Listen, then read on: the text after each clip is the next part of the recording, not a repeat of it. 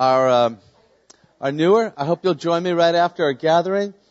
As Joel said, last week we're gathering around this timeless event. It really is timeless. It's that moment, but it's a moment that kind of rips through all of eternity. That moment in which God comes not only into human history, but then He defies death and raises from the dead and makes it very clear that He's come to defeat death. And so the resurrection of Christ is so profound, and it is something that, as many would say, kind of ripples through, if you will, all the way to us in this room. And that is one of the things that I want to invite you to ponder and think about, because as He is risen, He becomes the one who is alive. And so everything about Jesus, as we read of Him in the Gospels, is no longer a testimony of what was. It is a testimony of what is. And everything about who He was, He is, because He is alive and risen. And you might think, but I can't meet Him in the same way as those who might have been able to touch Him in body and see Him in body. And that's true. And I think Jesus appreciates that. But He said something to His followers. For one, He said, it's good that I ascend back to heaven, but I will be with you always. So in some profound way, we are not merely bodily people, and there is His presence alive and living now. We can meet that. But He said something else. You may recall, if you were here, that He says at one point to those who finally believe because they're touching His body, He says, it's great that you believe finally, but it's even better or a greater blessing to those who do not have this time of my earthly ministry and bodily ministry and yet believe. It's even greater for those of you who are here today. And the truth is, we can actually meet Him in some way, and I think many of us in this room would testify, we have had some sense in which we have met in spirit, because He said He would come and pour out His Spirit, that in some way we have met the one, and that the Scriptures are no longer just a testimony of some academic truth or history, but He's alive in there. Have you ever read the Scriptures and had a moment where you said, I think I'm encountering the one. I get a sense that He's present with me, and what was is. And that is what we mean by coming around and meeting Jesus. So we're going to roll out of that Easter and that reality of Him being risen and start this week a series entitled Meeting Jesus, in which we're going to meet Him in the many of the facets of whom He is and what He was revealed to be to us. For He is so many things. We're told He's the great physician because He comes to bring healing. He's the light of the world because He makes clear everything. Those are the kind of large things that we're going to consider. But everyone in whom He met, He changed. And that's one of the realities that we want to welcome. That as we meet Him, He affects us. He changes us.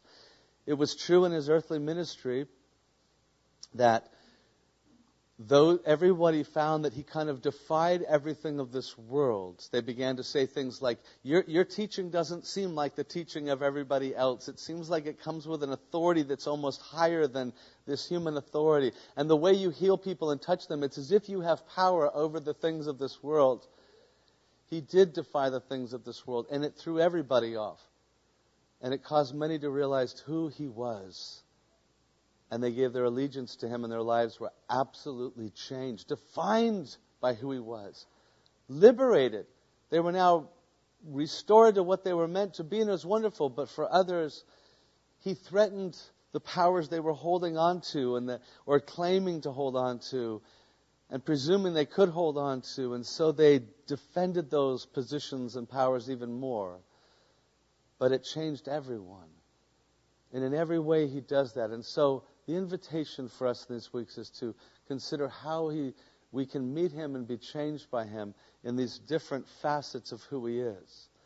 And this week, we want to start by talking about Him as the Good Shepherd. Jesus as the Good Shepherd. And perhaps that sounds familiar, if you've grown up in a Baptist background, you probably sang, "The Lord is my shepherd," or something on those lines. And Psalm 23. There's some imagery of the shepherd that has been kind of a part of the faith and traditions because of this. It is a theme that dominates. Now, it's the idea of God being our shepherd or Jesus being the good shepherd. You know, it has its elements in which it's both beautiful and it kind of warms the hearts because we get a sense that it's a provider, a protector, and all these good things. But I also know that it's a little hard for us to take because it implies something about us, right? That we are... Nobody said that with such excitement. There's just something about, wait a minute, I don't know much about sheep. Not many of you, maybe a few of you, depends where you've been raised. But most people have a sense that they're not necessarily like the grand, the most wonderful. You know, if you play the thing where you go around and meet people and let's get to know each other. Hey, if you could be an animal, what would you be? You've ever played that game? I have never heard one person ever say, sheep. It's like, I want to be a dolphin and swim the ocean. That's my thing. I want to be an eagle and soar the skies. I want to be a tiger and be courageous. Nobody ever says, I want to be a sheep. Like, I want to be really kind of this dumb, animal. Nobody seems to say that. And if when you think of, oh my gosh, there's so many sports teams, like there's a bazillion colleges in this country, so now there's like a mascot. Every animal has been. I have never heard of the sheep. Like, you just almost like you're saying, man, we're out of this thing. If you said it's just nobody chooses that as their mascot. You don't. It's just, there's something that tells us that there's some truth perhaps that while they're wonderful, essential, sheep are maybe not the brightest. And maybe they have this stubbornness we hear about, because you hear a lot about sheep just not easily being trained. And I think that's true. I've been to a few circuses in my life. I've never been to one where they said, and now the dancing sheep. It's the elephants, the lions, maybe some monkeys, but never has been there the trained sheep, right? It's just not out there because they don't easily get trained.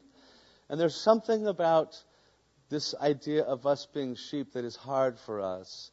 And we'll look more at it. But in truth, I think that's part of the challenge that you and I need to consider for our own souls today. Because in truth, we are. And the truth is, we want to defy certain things about who we are and what our needs are. But I believe you and I need a shepherd for our souls. It doesn't mean that we're not bright enough to kind of navigate the world at some level. But I think if we could really see ourselves clearly in terms of our souls in the larger existence in which we are, we're going to see, I think we need a shepherd. And God has looked upon us with a wonderful heart. His heart is to be that shepherd of your soul. This is run through, and we find it throughout the Scriptures, that God wants and sees that there's a need for your soul to have certain qualities that help lead it, which we'll consider before we're done. But we see it throughout the Scriptures where He comes and He calls out, in terms of leading His people from the beginning, those who seem to have been raised and cultivated in the ability to understand what it means to shepherd sheep in order to lead human souls. So the very first person that's ever called by God to lead people and to help lead this new knowledge of Him is Abraham. And Abraham was a man who had masses of flocks. Very interesting. And then following him, Jacob. And later on, there would be Moses. Now, some would say, no. Moses was raised in Pharaoh's house. This was a classy thing. Highly educated. He was raised to lead an entire empire, the entire Egyptian empire. He was given all of those great strengths. He was for 40 years. And then he tried to lead, and it didn't go well. And guess where he was led? 40 more years out into the desert to live amongst nomadic people, where it says he learned how to care for sheep. After 40 years, God said, now we can work. And God calls him back. There's something God is after about this quality of bringing and being the shepherd of souls. The same is true of David, of course, you may remember. God chooses not the one who is prepared for a warrior, but who? The younger brother of the brothers who's out taking care of the sheep. And he says he will be the great king. And he's deemed to be the greatest king. Because there's something rooted, there's something in God's heart to be able to Be that shepherd to your soul through others. But here's where we find God's heart. That He sees that mediation of Him to you, to your soul, has not gone well. That people fail at it. And one of the things we don't often see before Jesus comes onto the scene and is declared to be this good shepherd, as we'll see in a moment, is that God had been looking at the people and the leaders and the religious leaders and seeing that they were very much failing at that. And if you want to hear His heart, listen to these words in the prophet Ezekiel.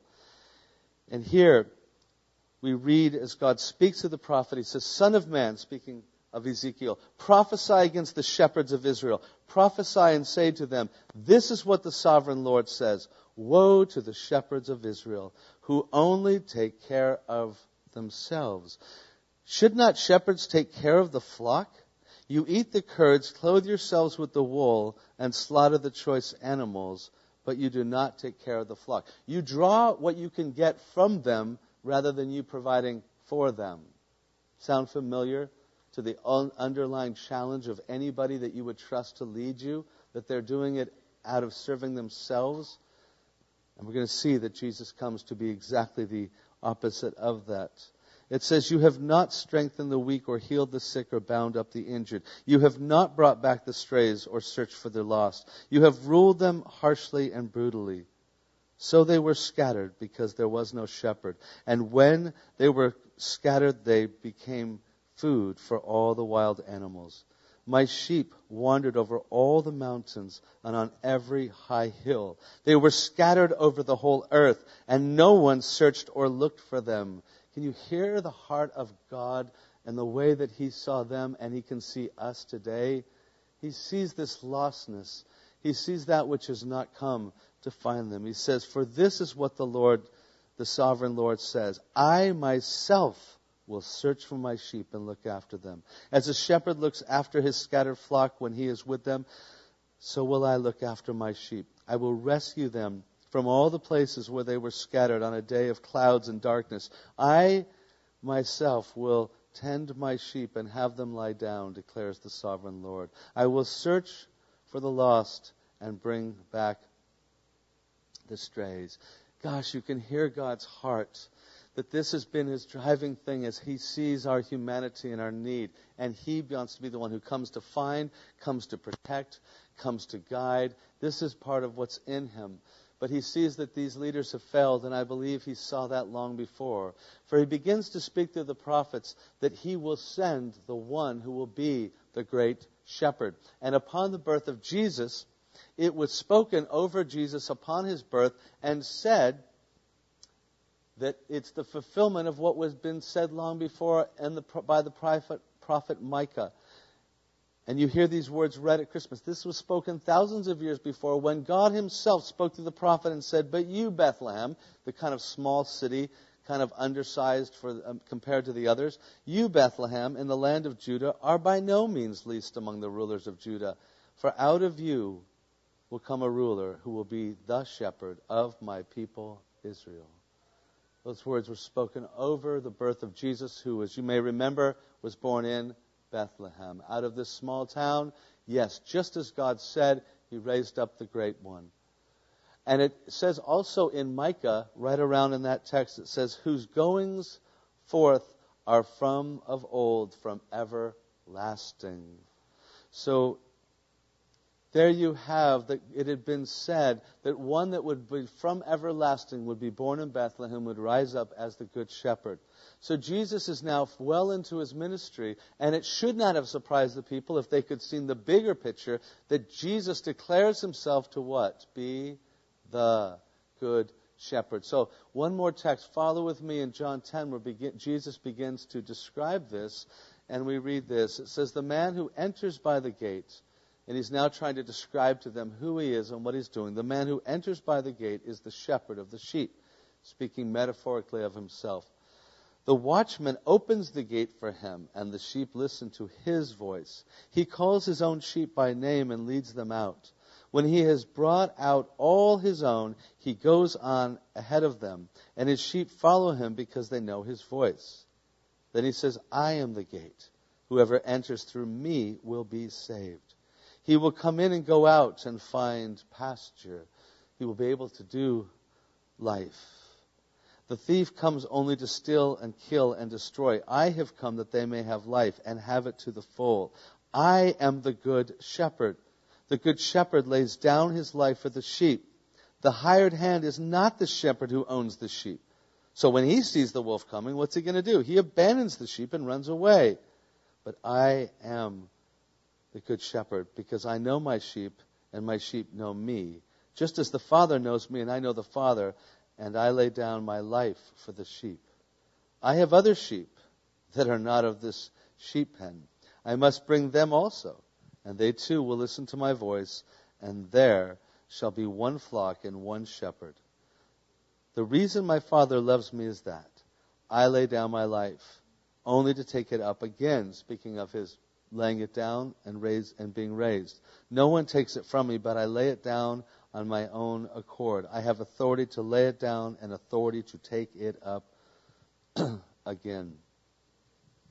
Here in these words, someone might have heard, and we might hear, okay, wow, Jesus is saying something that sounds very wonderful. Maybe an introduction that he's a good leader, because he's saying he's a good shepherd, he's a good guy, he can kind of lead well. But he's actually declaring something that's almost cosmic in scope. He's declaring something quite grand here, because he's declaring himself to be the good shepherd to your soul and to mine, the one who can truly shepherd. And he's declaring himself to be that uniquely, like none other could be to your soul. When he says, I am the good shepherd, he kind of mixes two different metaphors a little bit, although in the original culture it wouldn't have seemed so strange. But he says, I am the gate. You may have heard this before, but the way that they used to kind of keep sheep together, because remember, these aren't creatures who are going to gallop away. Sheep, they would have just very simple pens with just a little bit of staking, and then there would be a gate, one open space. And that open space didn't have usually any kind of gate like we think of today with hinges and a door that opens. The gate was just the opening, maybe 6 feet wide. And either the shepherd, or they might pay someone to do it, would lie in the gate or stand in the gate and at nighttime lie in the gate and sleep there as a way to basically determine who comes in and out, and particularly sheep, but also keep anybody else in or out. So it was controlled by an actual person. So Jesus is saying, I am the gate. I am the one who is the human gate, as they all would have understood, and keeps that. But he also says, I am the great shepherd. And he says, I am the good shepherd, because he distinctly does one thing that the others don't. He says, because I am the only one who ultimately will lay down my life. All of these who do not have real ownership, real connection to the sheep, they're just hired. Well, if something is going to threaten their life, what are you going to do? Goodbye, sheep. Nice to know you. I'm going to quit my job right now. I'm out of here. And so the hirelings will take off in the face of danger, and it makes sense. But if they're your sheep, if they are truly yours, and that is what he's saying is, you are mine. Only you bear the image of God, and only he can come to claim that on you. No one else can. Everyone else in your life, everyone else who claims to have a voice or authority in your life, nobody else can actually be the source of your very name and your dignity. And so it says, but I am the one, and I will be the one, therefore, who will lay down my life. And he's speaking of him giving his life. So he is the good shepherd. And there is none other for you than him. But he also says he's the good shepherd for all. Did you notice what he goes on to say? And he says, oh, by the way, just to let you, Israel, know that you think this is now only about Israel and the Hebrew people and the Jewish people. Actually, remember, this was for all nations. Well, guess what? There's more pens here. There is a broader. There are others. And they will also hear my voice. And you will all become one. He says, ultimately, there will be one people. All sheep are equal. All sheep that hear his voice will be united in that hearing of his voice. So he is going to be the good shepherd of all people. And then he says that he is the shepherd who can actually make and serve the soul, can actually care for the soul. And before we're done here, I just want to note the 3 common ways that Jesus does that and is uniquely that to our soul that he describes to us, that God has always wanted to be for you. And I hope your heart will just hear that You have a shepherd for your soul. And how central of the news that is. It may be the most important news that we could have if we can really embrace that need. And the first to know is this, that the Good Shepherd has come, and to those who respond to his voice, he finds us. He finds us, and he knows the way home for the soul which is lost. The shepherd knew the sheep in such a way that they were never missing or far from his sight. They always had a sense of being able to identify. If you and I saw a flock of sheep and somebody showed us, many people would say that they just see a flock. They all look kind of the same, like I can't tell them apart. But to the shepherd who's been walking with them all day long, and he's got, let's say, 100 that were given to him to care for, he starts to clearly see the distinguishing marks, and every one of them becomes unique. This one has a little clip in its ear. This one has a little spot over here. This one kind of walks by. He knows them. And God knows us better than we know ourselves. He can find us when we're lost. The challenge for us is sometimes we just have a hard time with this whole idea of lost. Some of us are saying, I feel very lost, and I'm just desperate to know if he can really find me. But there's another part of us that might be a little defiant and go, lost? I'm not lost. I mean, after all, I'm kind of familiar with the world. I've got my little world, and I can navigate it well, and it's probably true. You can probably navigate. I can probably navigate the things we've gotten familiar with in this world. But the reality is the world is so much bigger than we have any idea of. We have no idea our real position and where our existence lies in the largeness of things. We are off in our own so much that we are so blind to where we really are. It might be deemed that we're kind of like the young child who gets, the young, 5, 6, 7-year-old. They get taken to the big store, right? Or maybe it's a big amusement park, but we'll just say it's Toys R Us or Target, right? And it's huge, and the parent says, all right, we don't lose sight of me. Stay with me here, right? Because if we get split up, that's not a good thing. It's big. And they're like, And then but just one aisle over at one moment, it's the toy department. And so they wander over to those toys, and their eyes grow big because there's Batman and Spider-Man dolls or whatever else.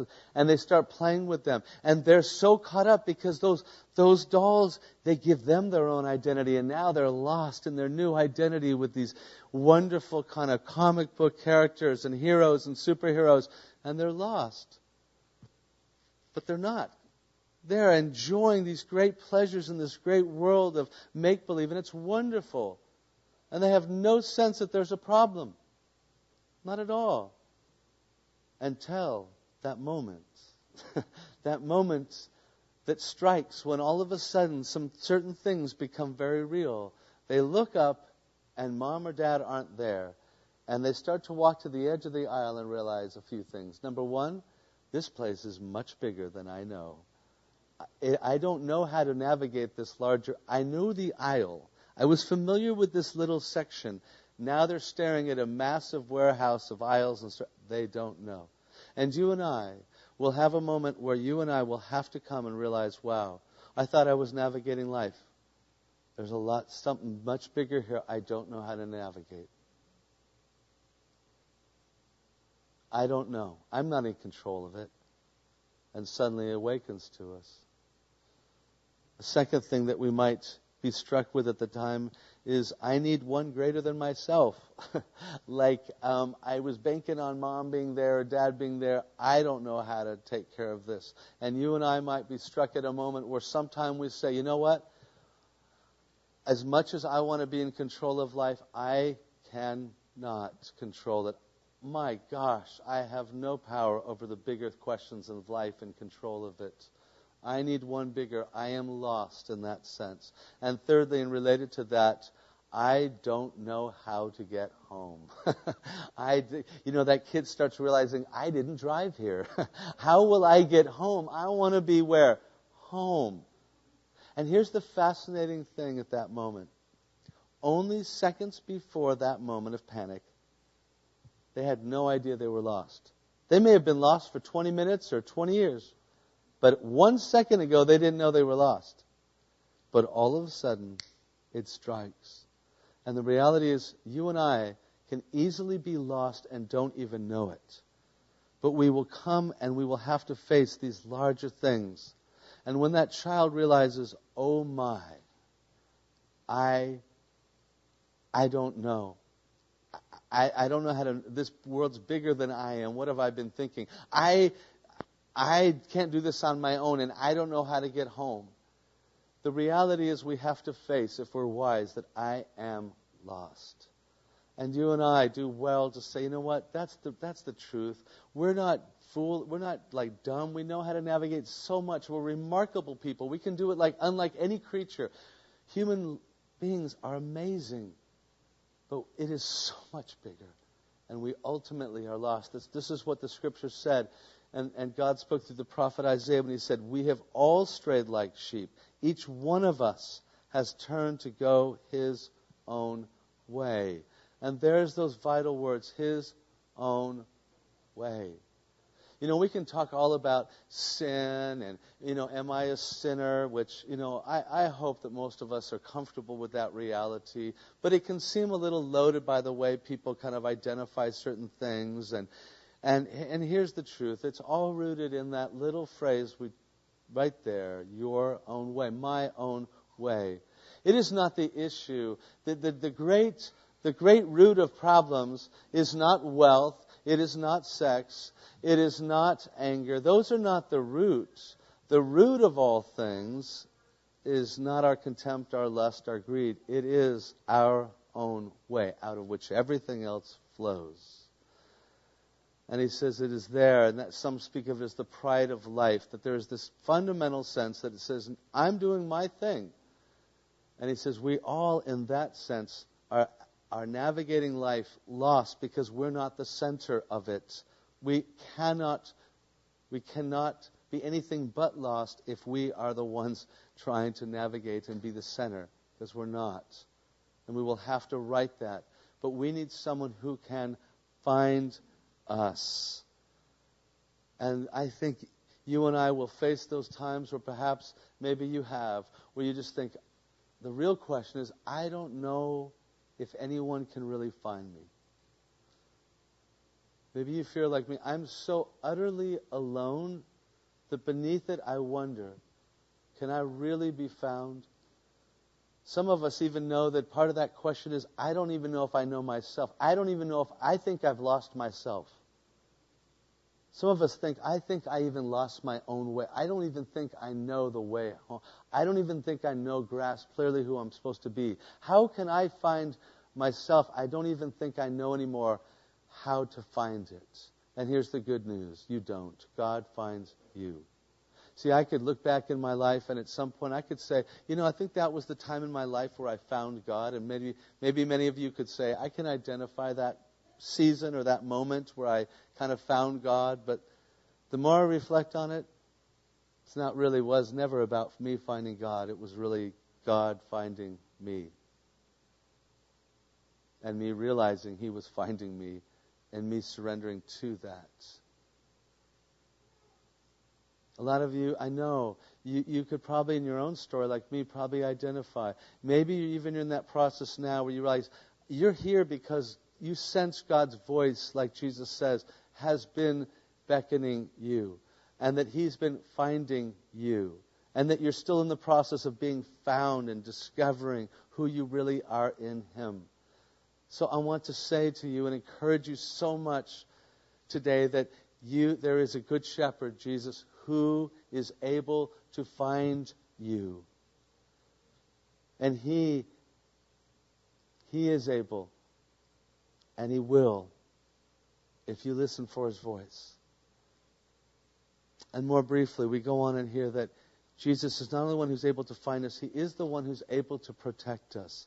Protect us from the enemy of our souls.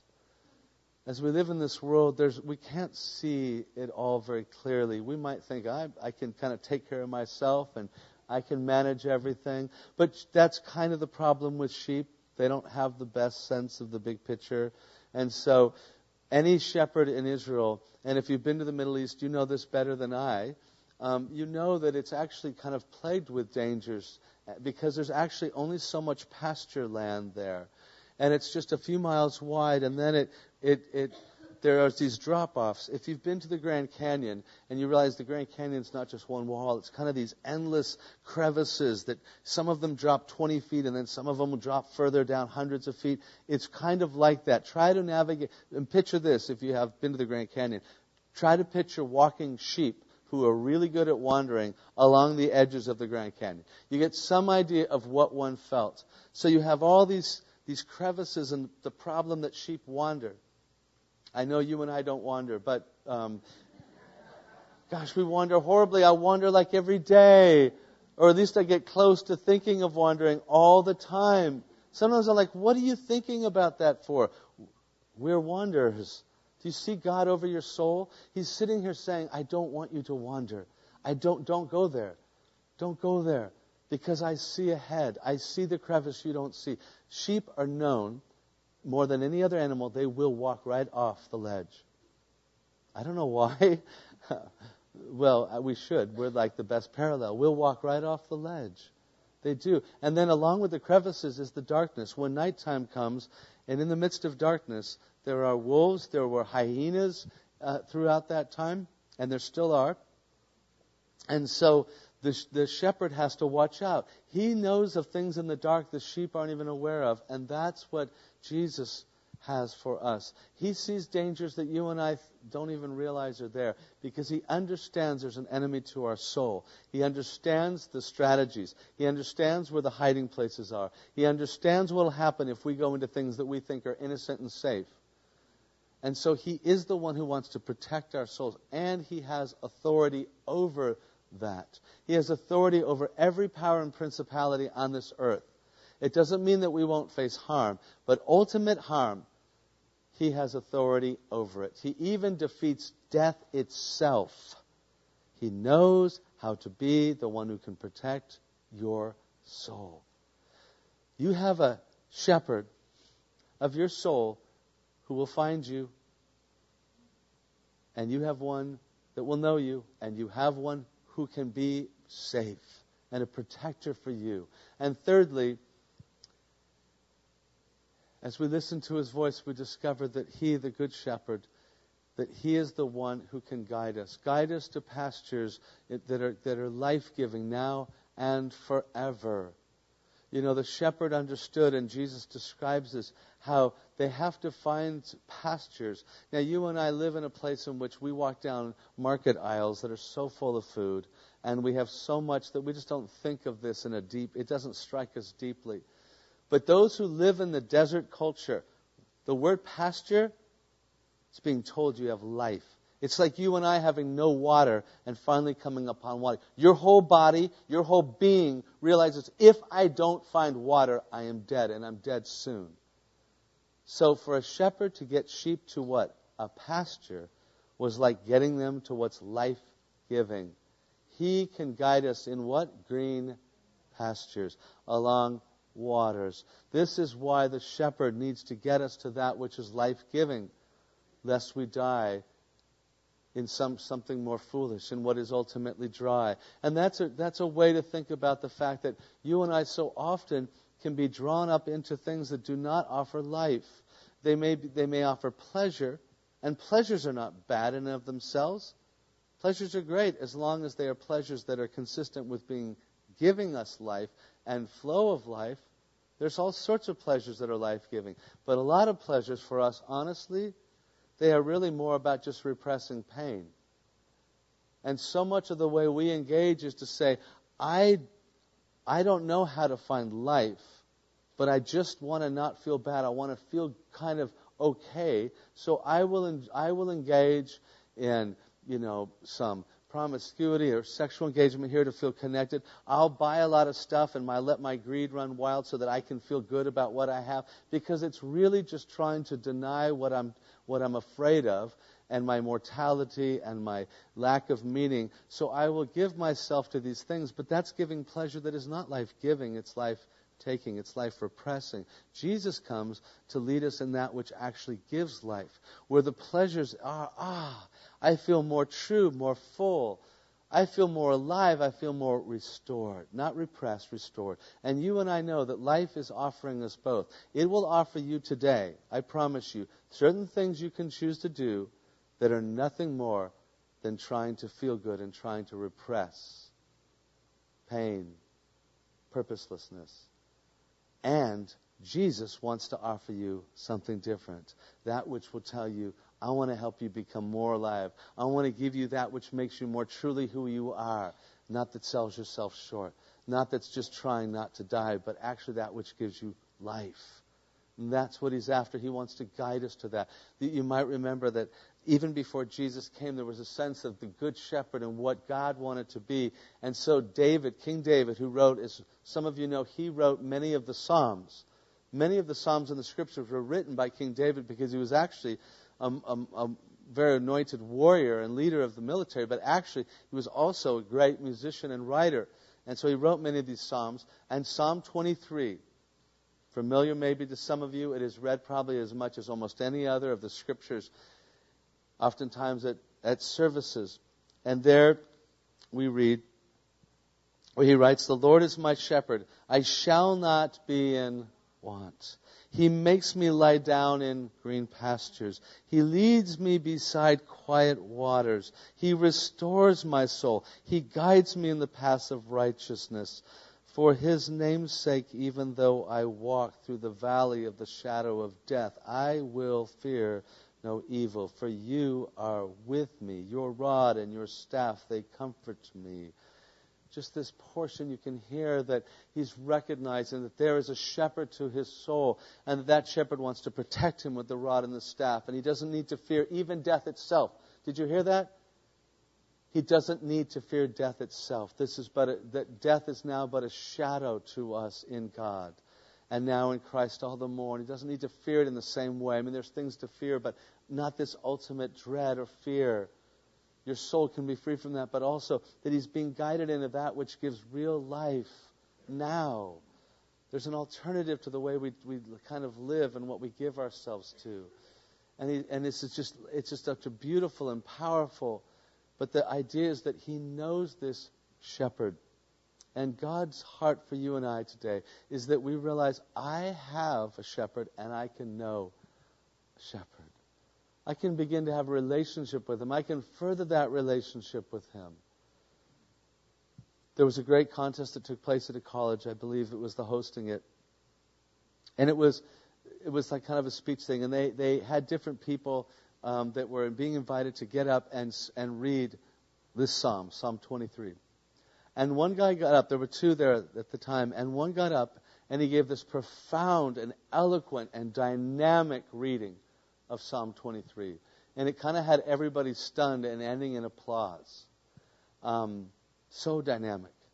And then kind of an older, quieter gentleman gets up and he reads it kind of painfully and kind of flat in some ways, but yet with a passion. And he reads it through.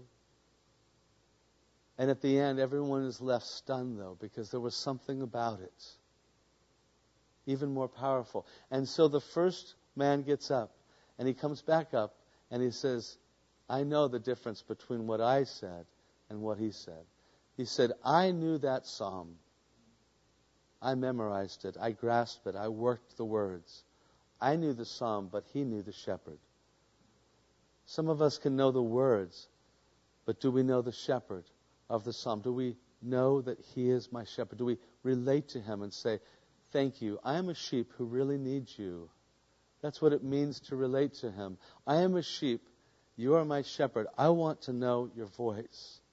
Your voice is everything to me. Your voice is the most important voice. See, we're kind of West Coast people, you know. West Coast people. We're the ones who kind of come and search for many of us. This is where we're not going to let, we're not letting tradition name us. We're not letting our families name us. We're heading west, where we do what? We let Hollywood name us. No, we let other people name us, but we pretend that we're naming ourselves, and that doesn't go very well in itself. We so want to be individuals, but the truth is, at the end of the day, we need the one and the only one who can be outside of us, who is the source. We cannot name ourselves. Only one can say, this is who you are because I created you. And we need that voice. There's a story told, and I'll close with this, in Australia, which some of you know Australia. It's not just beaches. It actually massively has an outback, and the majority of it is much like our old West and ranchers and such. And so in Australia, there had been a man and this is a true story, he was arrested for stealing a sheep. This was many years ago. And upon that, there's the plaintiff who's accusing him of stealing the sheep and saying the sheep was his own. The defendant is saying that was his sheep, and he was merely taking his sheep. And so eventually the judge had the good wisdom to say, okay, you're both claiming this. Here's what we're going to do. I want the plaintiff, the one who's accusing this man of stealing a sheep, to now, because the sheep was there in the room, to now step out of the room and step on the other side of the doorway and call out to the sheep. So he does so. The sheep has no response except to hear this man yelling, and the sheep looks frightened. And then he sends the defendant out. He says, I want you to call the sheep. He calls the sheep, and the sheep just up, boom, and heads to the door and heads out. He says, case dismissed. Our lives, what they need to know is that we know that voice. There's many voices that want to claim that they own you. Which voice will you give yourself to? Which voice will you give yourself to? The great news is, there's a good shepherd of your soul. Let's pray. God, we come as those today that are, in some ways, some of us know, we're both divided. We feel so independent. We want to refuse the idea that we're lost. We want to refuse any association with being sheep. And yet before you, we see the beauty that you are the one who is the great shepherd, and we are in need of you as sheep. And we welcome you to be the one who would find us, for you know us. You know us better than we know ourselves. And so we welcome you to be that shepherd. And we know and identify you, and some of us this morning again, or want to reaffirm, some of us perhaps for the first time, that you are the good shepherd. For you are the only one who is in the gateway. You are the only one who lays down your life for us and can take it back up again. And we receive your death and resurrection as the defeat of death for us. For you bore our death, our sin, our shame, our separation upon yourself. You have defeated what we deserve. And now you have life to give us. And so we receive you as truly the only true, good, and great shepherd. And Jesus, we offer you our souls, and we pray that you would be the voice then that leads us.